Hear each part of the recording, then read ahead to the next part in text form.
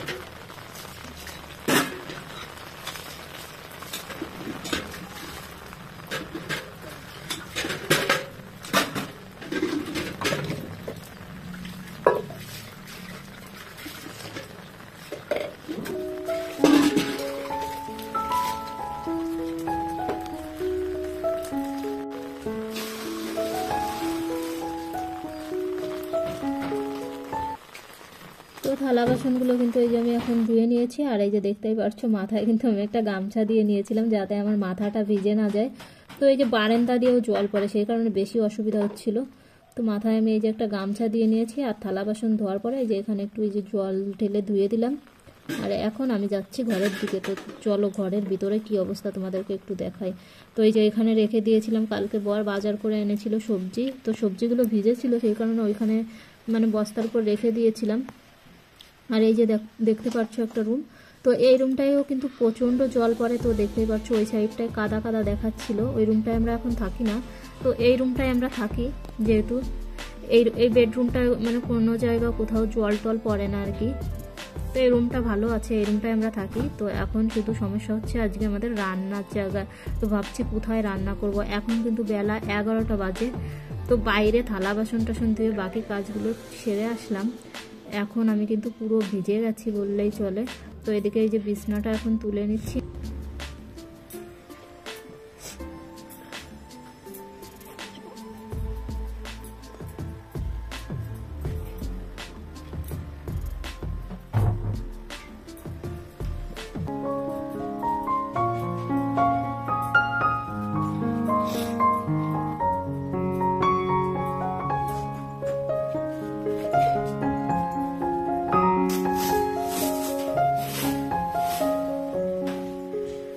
এদিকে এই যে আমার বিছনাটা তোলা হয়ে গেছে, আর এখন এই যে বিছনার উপরে এই যে ঝাঁটা দিয়ে একটু ঝাড় দিয়ে নিচ্ছি। তো এই কাজটা কিন্তু আমি রোজই করি।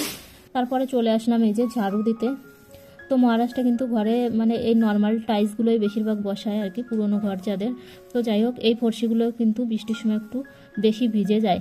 তো ফর্সি বললাম, মহারাষ্ট্রে কিন্তু এই টাইলসগুলোকে কিন্তু ফর্সি বলে। তো সেই কারণে কিন্তু আমিও ফর্সি বললাম, অনেকের হয়তো বুঝতে অসুবিধা হবে।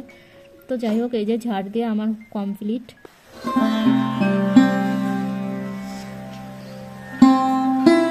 এই যে চলে আসছিলাম বাইরের দিকটায় ছাতি নিয়ে। তো চাবি থেকে এই যে জল পড়ছিল, কলসিটা ভরে গেছে। আর এখন ভাবছি স্নান করার আগে কিছু জামা প্যান্ট ধুয়ে নেব। তো এই যে জামা কাপড়গুলো এখন একটু ধুয়ে দিচ্ছি। ভাবলাম ভিজে ভিজেই যখন গেছি একবারে জামা কাপড়গুলো ধুয়ে স্নান করে নেবো, তারপরে রান্না করতে যাবো।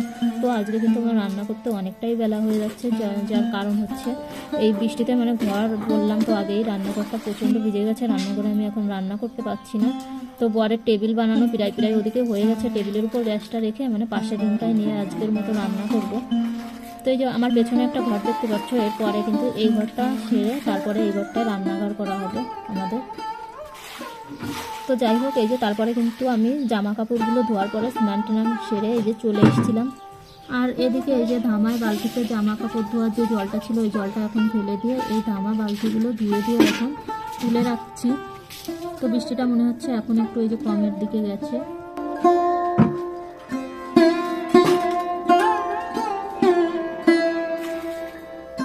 চলো আজকে আমি কি রান্না করেছি সেটাই তোমাদেরকে একটু দেখাই। তো রান্না করেছিলাম সিম দিয়ে, আলু দিয়ে, ফুলকপি দিয়ে, বেগুন দিয়ে নিরামিষ করেছিলাম। আর এদিকে হচ্ছিল এই যে শাক ভাজা। আর এই যে এই টেবিলটা বানিয়েছে কিন্তু আমার বর, খুবই অল্প টাইমে কিন্তু টেবিলটা খুব সুন্দর বানিয়েছে।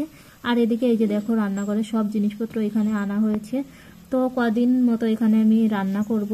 তো ভিডিওটা তোমাদের কেমন লাগলো অবশ্যই জানিও। Bye bye.